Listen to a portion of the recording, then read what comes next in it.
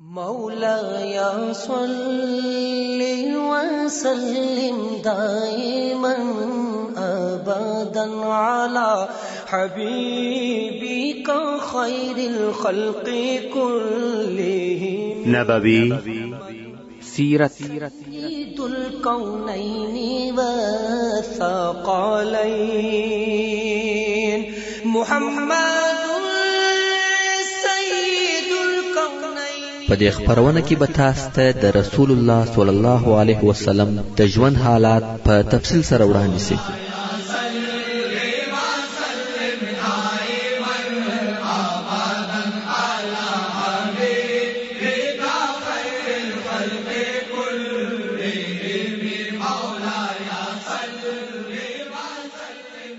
تعليم الإسلام. أعوذ بالله من الشيطان الرجيم.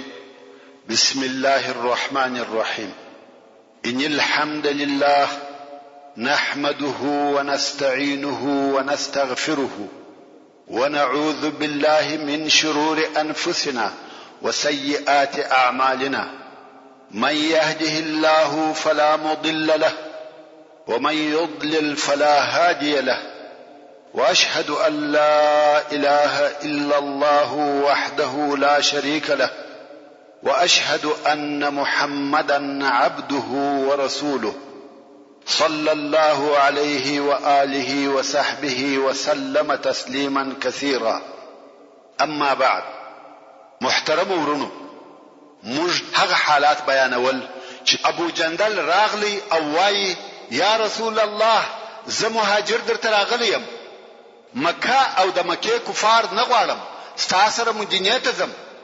دلته نو سهیل وویل یا محمد صلی الله علیه وسلم هغه صلح چې زما او ستا په مابین کې وسوه، یعنی زما زوی به بیرته ما ته راکوي. حضرت عمر فاروق رضی الله تعالی عنہ وویل یا رسول الله موږ خو تر اوسه لا صلح نه دی لیکلی، فقط شروع پسوی ده، اوس څنګه کیږي؟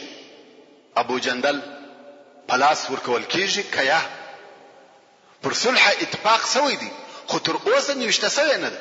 سهیل وویل آیا خبري او د خلی اتفاق کفایت نه کوي؟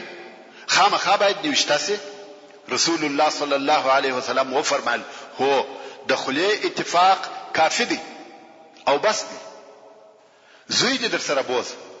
ابو جندل چې په هیڅ نه دی خبر، فقط مهاجر راغلی دی او اوس سهیل خپل زوی کشوي، غواړي چې هغه د کفارو لشکر ته ورولي چې دلته نږدې پروت دی او د صلح د نیوشته کولو د پاره بیرته راسي. د ابو جندل هیڅ وزړه نه لویده چې د بیرته د کفارو په لاس ورکي، ځکه د مهاجر راغلی دی او اوس د بیرته کفار بیاي او څوک د نزن راوګرځوي. په تعجب کې سو او ناره وهي یا معشر المسلمین ایا بیرته و کفارو ته بیول کېږم؟ هغه و ما ته زما په دین کې تکلیف راکوي، ما خپل دین ته نه پریږدي. رسول الله صلی الله علیه وسلم ورته وویل یا ابا جندل صبر وک او بدله د الله جل جلاله څخه وغواړه، بشکه چې الله جل جلاله به تا او ستا ضعیفه ملګرو ته د خلاصېدو لار پیدا کړي. موږ د قریشو سره صلح کړې ده او پر دغه معاهد ورسره کړی دی، نو اوس موږ په خپل عهد کې غدر نسو کولای. د ابو جندل بیا هم وزرت نه لويږي، څنګه یې پریږدي چې کفار یې بوزي؟ بیا یې ناره شروع کړه، ویل ما و دوی ته مور پریږدي، ما خپل دین ته نه پریږدي.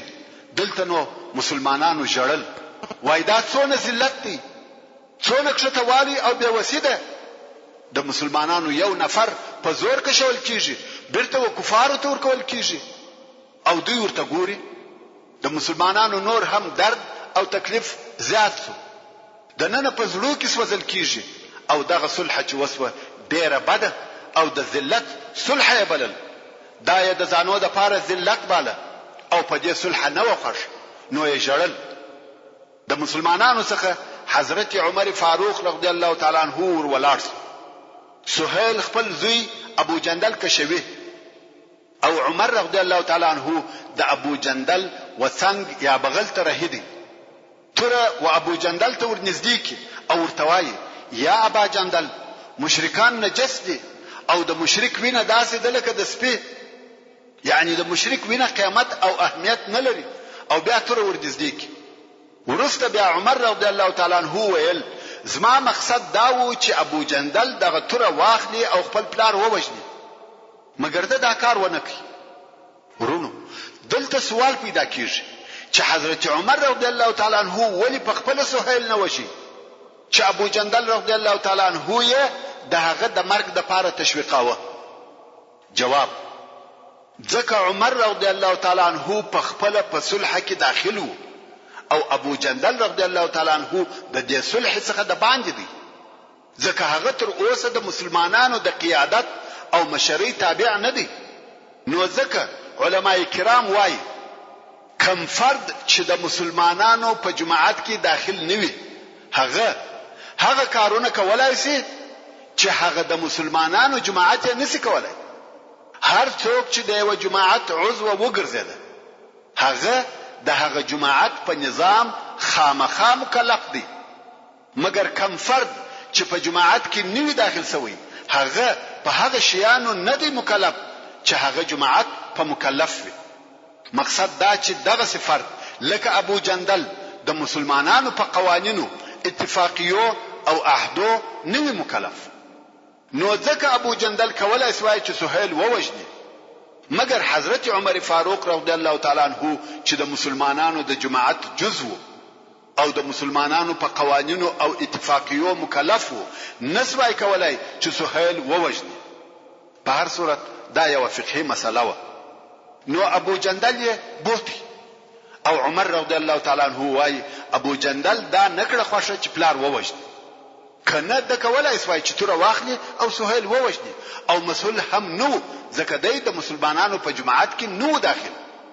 سهیل چې ابو جندل د کفارو تر لشکره ورساوه بیرته راغلی او صلح نیوشته شو. اوس نو قریش د مسلمانانو د بارېدو انتظار کوي چې بیرته ولاړ شي. رسول الله صلی الله علیه وسلم مسلمانان امر کړ چې ځانونه حلال کړي او بیرته درځي. حضرت عمر رضی الله تعالی عنہ ولاړ شو ویل یا رسول الله آیا تا موږ ته خبر نو را کړی چې موږ به کعبه شریف ته ورځو او طواف به پر کوو؟ ځکه رسول الله صلی الله علیه وسلم خوب لیدلی و چې مسلمانان کعبه شریف ته ورځي او طواف پر کوي او بیا سرونه خروي یا کوچنی کوي او دغه خوب یې مسلمانانو ته ویلی و. نو حضرت عمر رضی الله تعالی عنہ دغه خوب و رسول الله صلی الله علیه و آله وسلم ته وريات کی او ول تا موږ ته خبر را کړی وو چې موږ به بیت الله ته ځو او طواف پر کوو. رسول الله صلی الله علیه وسلم و فرمایل هو یا عمر، مگر ما درته ویلی و چې سږ کال به ورځو؟ حضرت عمر رضی الله تعالی عنہ ویل یا داسې د نو راته ویل. خیر مسلمانان ډیر خپه دي. نو عمر رضی الله تعالی عنہ غوښته چې څه وکړي چې اوس به په دغه باره کې هغه حدیث شریف درته را نقل کم چې امام بخاری او امام مسلم یې روایتوي چې ودغه سي حدیث ته چې امام بخاری او امام مسلم دواړو په خپل صحیح کې را نقل کړی وي حدیث متفق علیه وای. هغه دا چې حضرت عمر رضی الله تعالی عنہ وای ورسول الله صلی الله علیه وسلم ته ورغلم او ما ورته ویل یا رسول الله آیا ته په حق سره د الله نبی نه یې؟ رسول الله صلی الله علیه وسلم و فرمایل بلکې یم.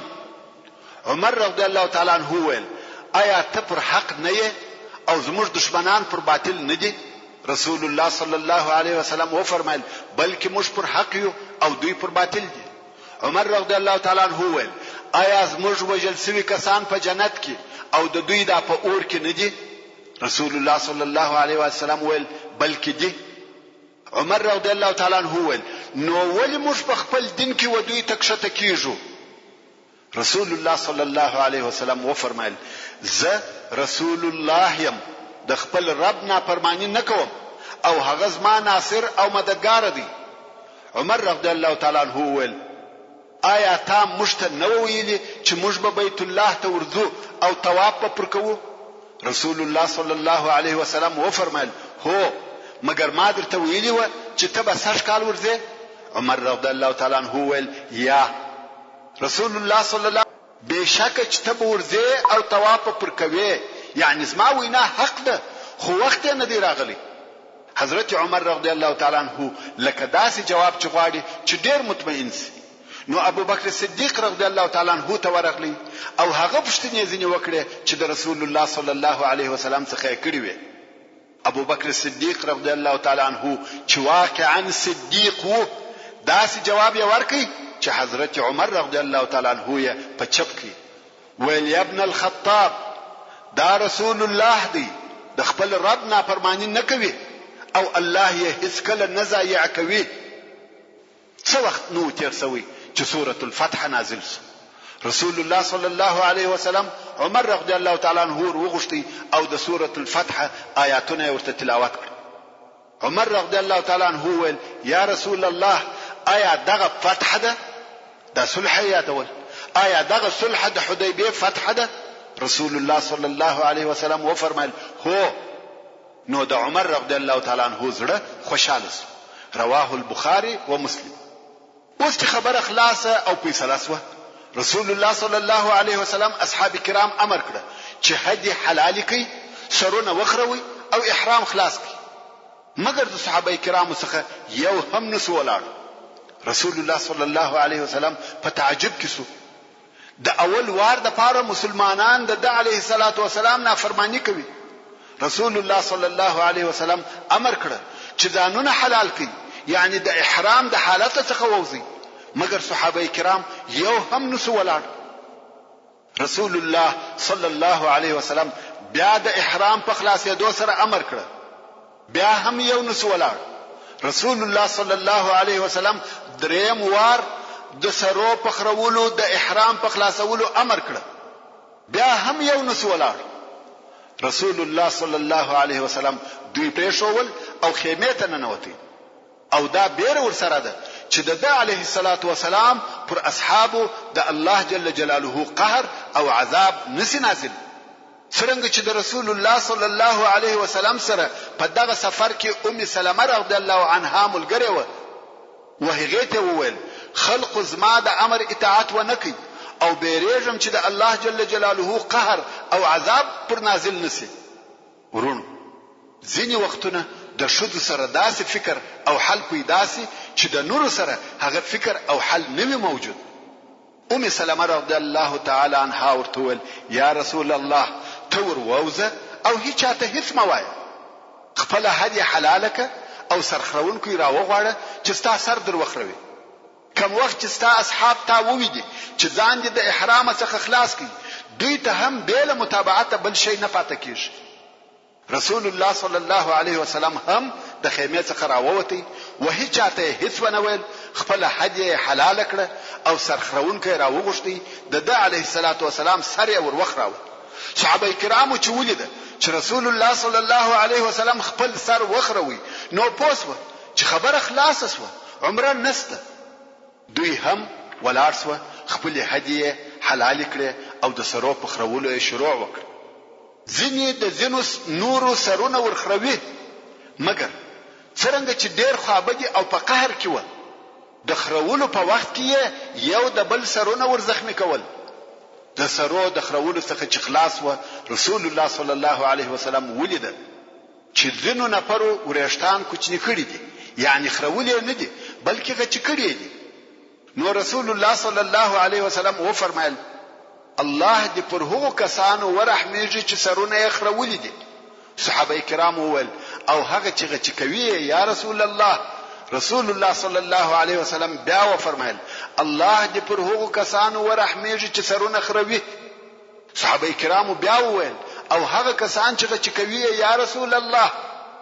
دریم وار بیا رسول الله صلی الله علیه وسلم و فرمایل الله دې پر هغو کسانو ورحمېږي چې سرونه خروي.